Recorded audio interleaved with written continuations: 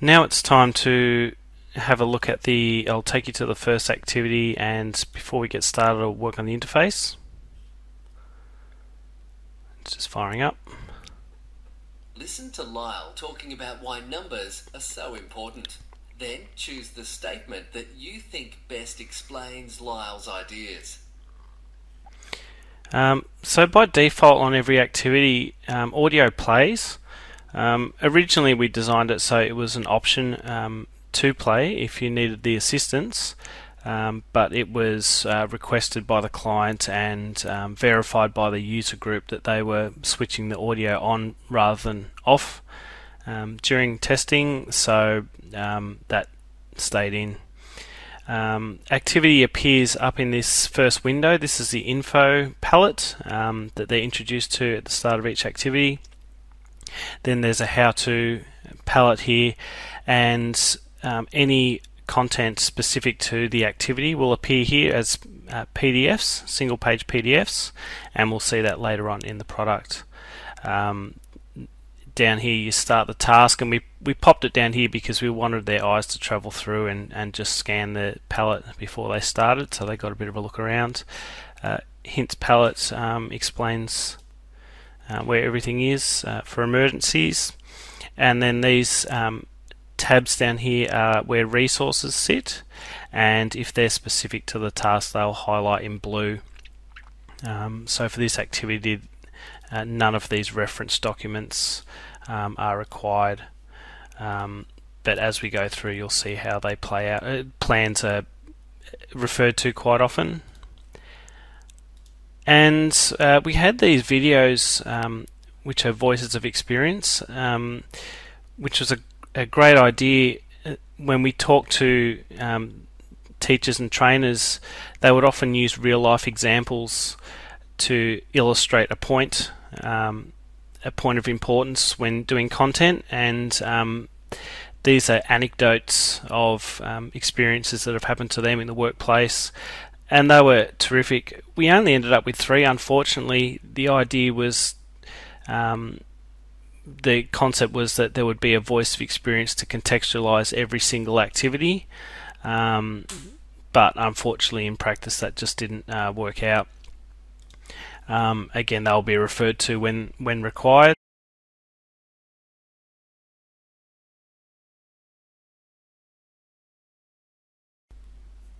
We'll move into the product now, and you can see the first activity is peeking out behind this palette, and that's to indicate to the students that this palette sits over the top, and it shrinks in and out of the info palette so they can review at any time. And you can see it shrinks in and shrinks out as required. And another interface feature, this navigation tool to check, clear and continue or submit your answers, is consistent throughout the product. And we're starting them off really easy here with a listening activity. They listen to the vignette and then answer one question, and it will increase in complexity as we go. Just baby steps to start them off. So I'll give you an example of the vignette. Become tradespeople, we naturally focus on the skills of our trade, our craftsmanship and physical skill. These are very important, of course, but right now I want you to think about the importance of numeracy or your skill with numbers. I won't continue all the way through that.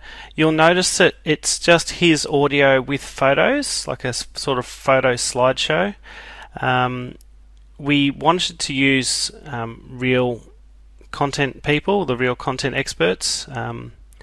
Lyle's a building and construction teacher, and we found when we were trying to get them to present to camera, it was very awkward. They were very nervous. They couldn't remember what they needed to say, and we were also pulling them off jobs and off work sites, so time was really limited, but we wanted a sort of natural approach, so we got them to read scripts, and then we sort of fudged them acting out what they're saying by taking many photos. So it's not elegant. In an ideal world we would have used an auto cue, but if we had more time and more money, that's the way we want to go, but it achieved the purpose. So they select an answer, this highlights blue, they check it. You'll see that the feedback isn't just a try again, it's actually contextualized. It's different for each response, which is just good instructional design. And there we go. On to activity 2, initial consultation. This is the information gathering part of the scenario. Your supervisor and his clients listen to what the requirements are. It's another vignette to listen and do again. You can see now there's 5 questions, and so there's a little bit more pressure on the student to as we build the complexity. Simon. Hi John, Sally. Thanks for coming round. No worries, so this is the shed you want replaced? Yeah, it's just a temporary kit shed. My brother's going to take it next weekend to his place at the beach. We'd like to replace it with something bigger that fits in with the look of the house. And a studio for our mosaic and jewellery work, so it needs... So you get an idea of what's happening there. I won't go too much through it. So you can check your answers. Okay, got lucky. Doing pretty well. So yeah, this is content stuff, but you get the idea. We'll move on to the next activity. So now activity 3, they've understood the requirements of the job, and now it's on to the planning phase. Now again, this is nowhere near numeracy. I just want to demonstrate the drag and drop functionality, and it's pretty straightforward for a certificate 3 in general construction, but it takes a bit of guesswork. As you can see, I'm terrible at it, but at certificate 3 level, this is the stuff that they know, and it gets them thinking about the job, pushes it along, and it's really where this cross-pollination of literacy and numeracy is happening in the same type of setting. So, wow, I'm really bad at this. It's been a while since I've done this. When during testing I was whipping through it, but content stuff. So let's move on. Now, before we move on any further, I thought I'd just demonstrate progress, the idea of progress, and I went back and completed those 3 tasks, so it showed me a progress score, which only increases once you've succeeded at each task. On the online version, students could log in and log out of the product, and it would track their progress based on their user account. For the CD-ROM version, the students, when we were scoping the project, we realised that some students didn't have right access to some computers that they were using, which caused problems with tracking progress. This was in 2007. Now cookies are pretty commonplace in interactives, but as a resource-based thing, it wasn't that important. But there you go, I just thought I'd show you that. And we'll continue on. We're moving along through the scenario now. Activity 4 is clearing the site, and now we start to do some maths. We've got our PDFs here, which is our content, and I showed you the student guide before, which has your content relevant to this activity. So if you need to find out how to calculate volume, you just click on there and away you go. And we'll start the activity. Now we've got this phone again. Now just quickly on the phone, why we used the phone was we did some research on our target audience and found that most of them communicated via mobile phone at some stage, so that's how it worked into these scenarios. And voice messages, because even though the kids themselves were using text messages, the site supervisors and clients were more likely to call rather than use text. So, and there's a lot of information in these calls. really it would usually be a two-way conversation, but hard to simulate that for a user that's not talking back, so that's why we went with the message. So let's just get an idea here. Hi Simon, it's Sally. I've had a talk to Pat and Mike at the community garden, and they'd love to have the soil that was dumped when we put in the swimming pool. They'd be prepared to cover your fuel costs for the bobcat. Alright, so we're just setting this up. They're clearing the site. There's some dirt left over from the swimming pool that was put in previously, and they need to calculate how to move it. So this is a really simple quote, but we're introducing these ideas here. We're going to calculate the volume of soil using this in-app calculator, so it's really easy to access. They don't really have to go anywhere. And we'll go next, and now we need to work out how many bobcat scoops, and we round up. Again, that's rounding, which is covered in the content. And now we're just building up how much time that's going to take. And you know, things like we want hours, so you need to know to divide by 60, and then round up to the nearest half hour, just as you would in a normal quoting job, and then times that by your actual labour cost, 132. So basic maths, but it gets a bit more complex from this point, so it's easy as she goes. And now we need to email these to our boss.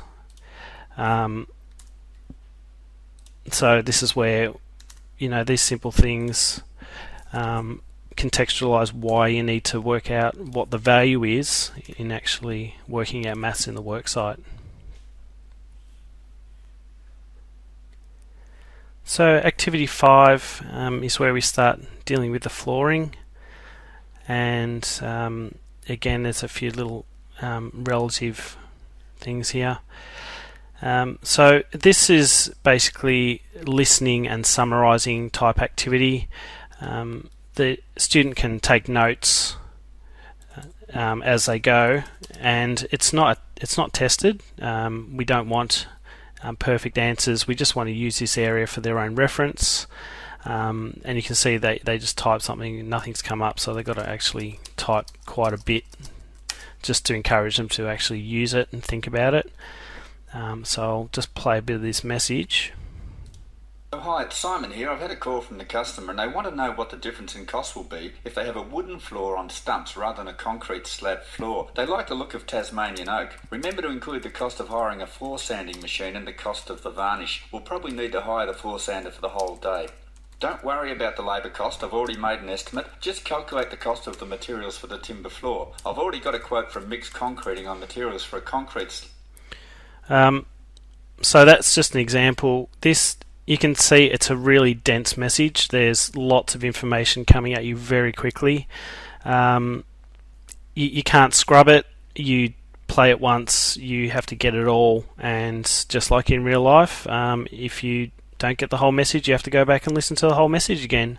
So it's pretty harsh, but this is what they wanted. They wanted that sort of real life experience, and you know, supervisors in a hurry just quickly giving them some messages, and so it's very hard to take notes at the same time, but get some really intensely listening now. It's pushing up the expectation on the student. So activity 6 is more understanding of where you use measurements, and again there's how-tos, and it's just drag and drop. It's again specific to the industry. Floor varnishing leaders, again content type stuff, but if you get it wrong you can clear it and buy things per box and just keep working your way through. Okay, so activity 7, we're back to our scenario now. and now we actually have to calculate quantities of items. So when I talked a bit before about complexity, this is where it starts to come into play. They need to measure areas and volumes, and they have to actually reference plans. So under the plans, these are all the plans they actually have to analyze to work out all the different quantities that they need. And we had these professionally drawn up to fit in with the scenario. So all these numbers say how high the water tank is going to be worked out. They're going to need to work out volume. There's stump layouts, there's the bearing layouts, all stuff that they will do at Certificate 3 level, and it's all incorporated into the product. But from a user point of view, it starts to get a bit more complex. So they go in there and enter all the quantities in, and not being a builder myself, I think I'll just leave that one be for the moment. Okay, so now that they've calculated their quantities, now they need to calculate the costs.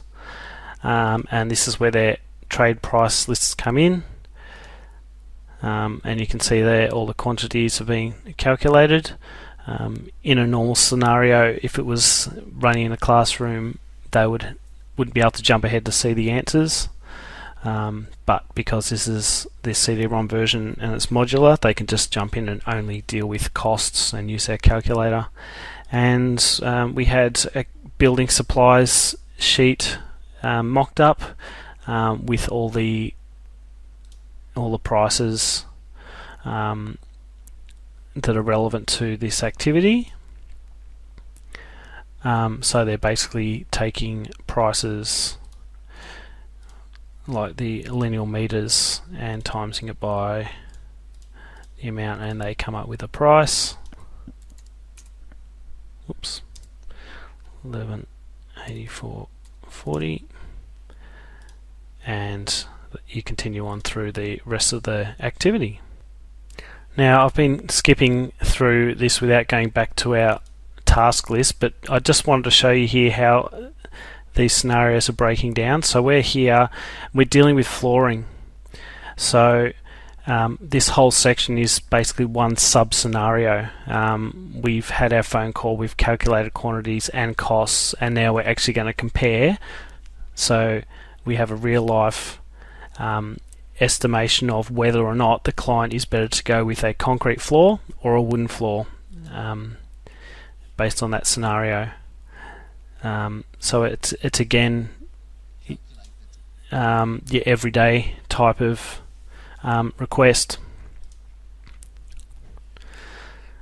So the previous activities have actually built up this quotation, and you can see there you can summate the difference in price, and then they need to analyse in layman's terms what that actually means. Now activity 10, this is the start of one of those sub scenarios, which is basically just a natural entry point. I think on this one there's two of them, but if you come to the second one and you haven't done the first, it's not going to work. So that's the purpose of the subsections. They're going to be calculating area here, so they have some reference documents highlighted here. We start them off with an email message, which is just briefing what they need to do. So the purpose here is to actually calculate the area of the ceiling. So to do that, they go into their calculator to work out. They go into their prices, and you'll see there's a paint price there, and there's also plans. So the floor plan will give them the ability to be able to work out the areas because it has all the dimensions, and the paint prices will give them things like spreading capacity, so they can work out how many tins they're going to need, and work out how many coats they're required as well. So it's a pretty it's actually a pretty full on activity, and originally we actually had them fill out all of these, but it honestly took some of the kids so long to do it that we figured we had to speed up the process, so we got them just to calculate the ceiling, and some were getting confused with the walls. Do they take away the area of the doors when they're painting? And it was just a mess. So that's another good example of just a quick change after validating if it's working or not. And then they have to enter the leaders for each of these. So it's quite complex, and this was aimed at the painters and decorators, which were a huge subset of our target audience. So it was important to have something specifically for them. Okay, so like previous activities, building up this quote, building up the costs, you're rounding in areas. The complexity is, it is quite complex. Here it was a bit tricky because there was so much information that they had to access. So you can see here, acrylic cedar undercoat, you need to work out how many tins you're going to need. So you've got 1.66 there, 2.69 there. So it's a little clunky. 2.69 plus, what was the other one? 0.23. 0.23. So you've worked out overall across the whole job you're going to need to aggregate how much you need, and then decide how many tins you're going to need. And you continue on through this activity. Okay, activity 12. Here they're required to read studio plans, which are in the filing cabinet, and it's a basic drag and drop type activity. There's the plans, and they're just required to know how to read them, basically. So all these details here about who drew it, the scale. We'll come back to this, the scale of floor plans 1 to 200. Framers created, builders are framers, intended owners. Oh, got that one wrong. It must be 1 to 100. So again, just content based for this one. Okay, and activity 13, again it's just about understanding building plans, and that's going back and reviewing the plans and figuring out where you would find how you would calculate the tank volume. Well, you would probably use the floor plan. Again, it's the simple drag and drop, again by me very terrible. Okay, activity 14, work plan. We're getting to the final stages of the scenario now. John and Sally have signed the contract, they're ready to go ahead, and now it's that logical thinking of what stages the builders need to go. Probably lock up it would be last, site setup might be first. Again, you can't do timber flooring until you've done the excavations, and it's pretty straightforward. Again, it's just content based, same drag and drop type stuff. Actually, roof sheeting might be last, painting would be last. Anyway, we don't need to play with that, you get the idea. Now activity 15 is wrapping up numeracy, the last activity, and from the story point of view, they're just about to frame the studio, so now's the time to get them thinking about OH&S. Being that the main issue with low literacy in the workforce is inability to understand OH&S forms and procedures, it was quite fitting to squeeze this into the product, and the content experts thought it was a great opportunity to introduce some standard OH&S procedures and processes. So we analyse a job safety analysis sheet which has been made up with all the details of the activity, and then they're asked to do the mix and match, and that finishes off numeracy. So now we'll be heading back and entering into the communication tasks, and you'll see where OH&S plays a bigger part in the activities.